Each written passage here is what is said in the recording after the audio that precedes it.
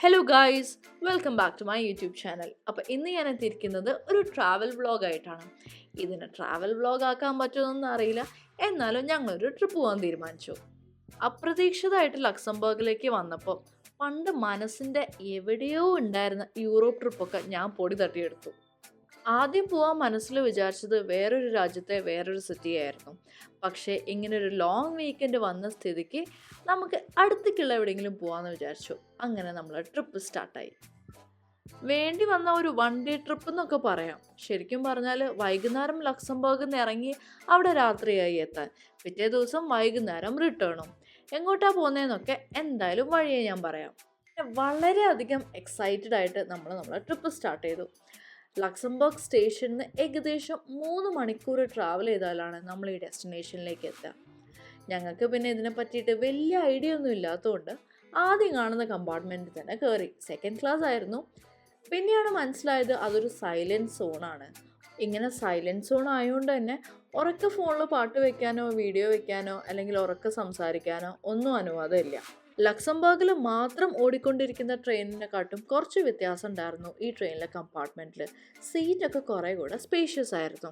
അങ്ങനെ 2 ദിവസത്തേക്ക് ലക്സംബർഗിനോട് ബൈ പറഞ്ഞുകൊണ്ട് ഞങ്ങൾ രാജ്യം വിടുകയാണ്. അടുത്ത സ്ഥലത്തേക്കാണ് പോണേ എന്നൊക്കെ ഞാൻ പറഞ്ഞിട്ടുണ്ടെങ്കിൽ കൂടെ ലക്സംബർഗിൽ നിന്ന് 3 മണിക്കൂറാണ് കേട്ടോ യാത്ര ചെയ്യാനുള്ളത്. സീറ്റ് റിസർവേഷൻ ഒന്നും ഉണ്ടായിരുന്നില്ലെങ്കിൽ കൂടെ ഞങ്ങൾക്ക് എന്തായാലും ഒരു അടിപൊളി വിൻഡോ സീറ്റ് കിട്ടി. അതുകൊണ്ട് ഇങ്ങനത്തെ മനോഹരമായ കാഴ്ചകൾ കണ്ടുകൊണ്ടായിരുന്നു ഞങ്ങളെ യാത്ര. വെള്ളിയാഴ്ച തീരുമാനിച്ചു. ശനിയാഴ്ച രാവിലെ ട്രെയിൻ ടിക്കറ്റും ബുക്ക് ചെയ്തു. താമസിക്കാനുള്ള ഹോട്ടലും ബുക്ക് ചെയ്തു. പിന്നെ ഈ രാജ്യത്തേക്ക് നമ്മൾ വീക്കെൻഡാണ് ട്രാവൽ ചെയ്യുന്നത് എന്നുണ്ടെന്നുണ്ടെങ്കിൽ വീക്കെൻഡ് ഫെയർ നോർമൽ ഫെയറിനെക്കാട്ടും കുറച്ച് കുറവായിരിക്കും. ബെൽജിയത്തിൻ്റെ ക്യാപിറ്റലും ലാർജ് സിറ്റിയുമായിട്ടുള്ള ബ്രസൽസിലേക്കായിരുന്നു ഞങ്ങളെ യാത്ര. ഞങ്ങൾ ഏകദേശം ഒരു 7:30 ആയപ്പോഴായിരുന്നു ബ്രസൽസിൽ എത്തിയിട്ടുണ്ടായിരുന്നത്. പിന്നെ ഒട്ടും പ്ലാൻ ചെയ്യാത്തൊരു യാത്ര ആയതുകൊണ്ട് തന്നെ ആദ്യത്തെ കുറച്ച് തപ്പലൊക്കെ ഉണ്ടായിരുന്നു. അങ്ങനെ തപ്പി അവസാനം എക്സിറ്റിലേക്കുള്ള വഴി മനസ്സിലായി.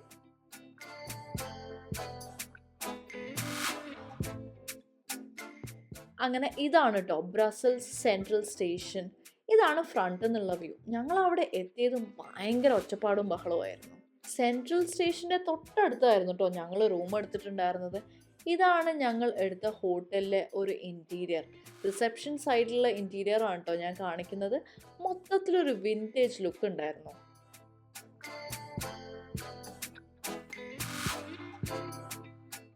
അങ്ങനെ വേഗം തന്നെ ഞങ്ങളെ ലഗേജൊക്കെ വെച്ചിട്ട് ഡിന്നർ കഴിക്കാൻ വേണ്ടിയിട്ട് ഇറങ്ങി.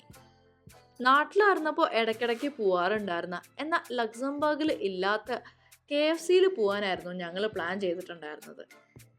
പറയാതിരിക്കാൻ വയ്യ കേട്ടോ. ഓർഡർ ചെയ്തതിന് ശേഷം ഒരു 1/2 മണിക്കൂർ വെയിറ്റിങ്ങിന് ശേഷമാണ് ഫുഡ് വന്നത്. ഫുഡ് വലിയ കുഴപ്പമുണ്ടായിരുന്നില്ല. 3 മണിക്കൂർ ട്രെയിൻ യാത്രയിൽ അധികമൊന്നും ചെയ്യാനുണ്ടായിരുന്നില്ലെങ്കിൽ കൂടെ ഒരു ചെറിയ യാത്രാക്ഷീണം ഉണ്ടായിരുന്നു. അങ്ങനെ റൂമിലേക്ക് നടന്നുകൊണ്ടിരിക്കുമ്പോഴുള്ള കാഴ്ചകളൊക്കെ ഞാൻ ചുമ്മാ വീഡിയോ എടുത്തതാണ്. ഈ സെൻട്രൽ സ്റ്റേഷനെ ചുറ്റിപ്പറ്റിയിട്ട് തന്നെ ഒരുപാട് കാര്യങ്ങൾ കാണാനുണ്ട്. അതിൽ ബ്രസൽസിൽ വന്ന മസ്റ്റ് വിസിറ്റ് ആയിട്ടുള്ളൊരു സ്ഥലമാണ് ഞങ്ങൾ ആദ്യം കാണാൻ പോയത്. ഈ ട്രിപ്പിലെ എൻ്റെ മോസ്റ്റ് ഫേവറേറ്റ് സ്പോട്ടിലാണ് ഇപ്പം ഞാൻ നിൽക്കുന്നത്, ഗ്രാൻഡ് പ്ലേസ്. എത്ര നേരം വേണമെങ്കിലും കൗതുകത്തോടെ നോക്കി നിൽക്കാൻ പറ്റുന്ന ഒരു സ്ഥലമായിരുന്നു ഇത്. ലോകത്ത് തന്നെയുള്ള one of the beautiful central square ആണ് ഈ ഗ്രാൻഡ് പ്ലേസ്. ബ്രസൽസിലെ മുൻ ഗിൽഡ്സിൻ്റെ സമ്പന്നമായ ബറോ ഗിൽഡ് ഹാളുകളും വലിയ കെട്ടിടങ്ങളുമാണ് ഈ സെൻട്രൽ സ്ക്വയറിന് ചുറ്റുമുള്ളത്. നഗരത്തിലെ തന്നെ ടൗൺ ഹാളും ബ്രസൽ സിറ്റി മ്യൂസിയം ഒക്കെ അടങ്ങുന്നതാണ് ഈ കെട്ടിടങ്ങൾ. കുറച്ചധികം സീരിയസ് ആയി പോയി തോന്നുന്നു സംസാരിച്ചപ്പോൾ.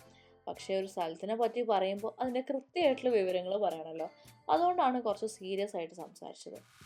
എന്തായാലും ഇത് കാണേണ്ട കാഴ്ച തന്നെയായിരുന്നു. ഐറ്റിനറി പ്രകാരം വന്ന ദിവസം കംപ്ലീറ്റ് ആയിട്ട് റെസ്റ്റും പിറ്റേ ദിവസം തൊട്ടിട്ടാണ് സൈറ്റ് സീയിങ്ങിനൊക്കെ ഇറങ്ങാമെന്ന് വിചാരിച്ചിട്ടുണ്ടായിരുന്നത്. പക്ഷേ രാത്രിയിലെ ഈ കെട്ടിടങ്ങളുടെ ഭംഗി അതൊന്ന് കാണേണ്ട കാഴ്ച തന്നെയായിരുന്നു. താമസിക്കുന്ന ഹോട്ടലിൽ നിന്ന് വളരെ അടുത്തായതുകൊണ്ടാണ് ഞങ്ങൾ എന്തായാലും ഒന്ന് പോയി കാണാമെന്ന് വിചാരിച്ചത്. എന്തായാലും നഷ്ടമൊന്നും ആയില്ല. അടിപൊളി വ്യൂ തന്നെയായിരുന്നു. ഇവിടെ ഒരാളാണെന്നുണ്ടെങ്കിൽ ലൈറ്റൊക്കെ കണ്ട എക്സൈറ്റ്മെൻറ്റിൽ ഓരോ കളർ ലൈറ്റും വിളിച്ചു പറഞ്ഞുകൊണ്ടേയിരിക്കുകയായിരുന്നു. അവിടെ നിൽക്കുന്ന എല്ലാവരും ഫോട്ടോ വീഡിയോ ഒക്കെ എടുക്കുന്ന തിരക്കിലായിരുന്നു. ഞങ്ങളും എടുത്തു. ആദ്യം ഒരാളുടെ സിംഗിൾ, പിന്നെ സെൽഫി, പിന്നെ കുറേ വീഡിയോ. അങ്ങനെ കുറേ നേരം അവിടെ തന്നെ കറങ്ങി തിരിഞ്ഞ് നിന്നു.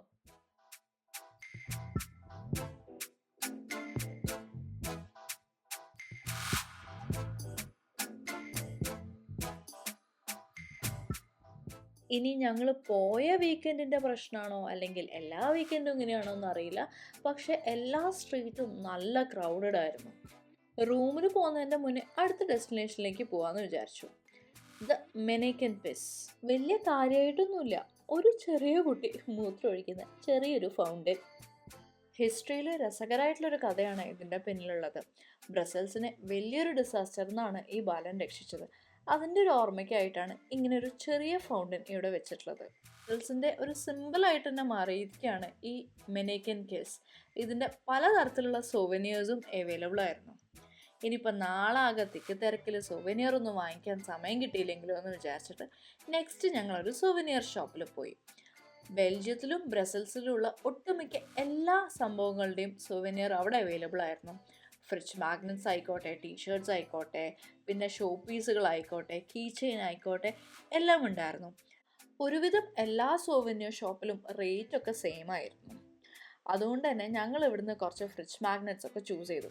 ഫ്രിഡ്ജ് മാഗ്നറ്റ്സിന് ചിലതിനൊക്കെ ഓഫർ ഉണ്ടായിരുന്നു. ഒരെണ്ണം എടുത്താൽ ഒരു റേറ്റും 4 5 ഒരുമിച്ചെടുത്താൽ കുറച്ച് ഡിസ്കൗണ്ടഡ് പ്രൈസിലൊക്കെ ആയിരുന്നു. ഈ ഷോപ്പ് മാത്രമല്ല കേട്ടോ, ഈ സ്ട്രീറ്റുകളിലെ എല്ലായിടത്തും ബെൽജിയൻ വാഫിൾസ്, ബെൽജിയൻ ചോക്ലേറ്റ്, പിന്നെ ബെൽജിയൻ സോവനിയേഴ്സ് വിൽക്കുന്ന ഒരുപാട് ഷോപ്പുകൾ ഉണ്ടായിരുന്നു. അങ്ങനെ സോവനിയർ ഷോപ്പിംഗ് ഒക്കെ കഴിഞ്ഞോടെ സമയം ഒരുപാട് വൈകിട്ടുണ്ടായിരുന്നു. ഇനിയും പോയി ഉറങ്ങിയിട്ടില്ലെങ്കിൽ നാളെ ഒട്ടും എനർജി ഉണ്ടാവില്ല എന്ന് മനസ്സിലാക്കിയ ഞങ്ങൾ നേരെ റൂമിലേക്ക് വെച്ച് പിടിച്ചു. ഇനി ബാക്കിയുള്ള കാഴ്ചകളൊക്കെ അടുത്ത വീഡിയോയിൽ ഞാൻ കാണിക്കാം. അപ്പോൾ ഇനി ബ്രസൽസ് ഡേ 2 വെയിറ്റ് ചെയ്യൂ. സോ അത്രയൊക്കെയുള്ളൂ ഇന്നത്തെ വീഡിയോ. ഇഷ്ടപ്പെട്ടു കഴിഞ്ഞാൽ സബ്സ്ക്രൈബ് ചെയ്യൂ. Keep supporting. Thank you so much for watching.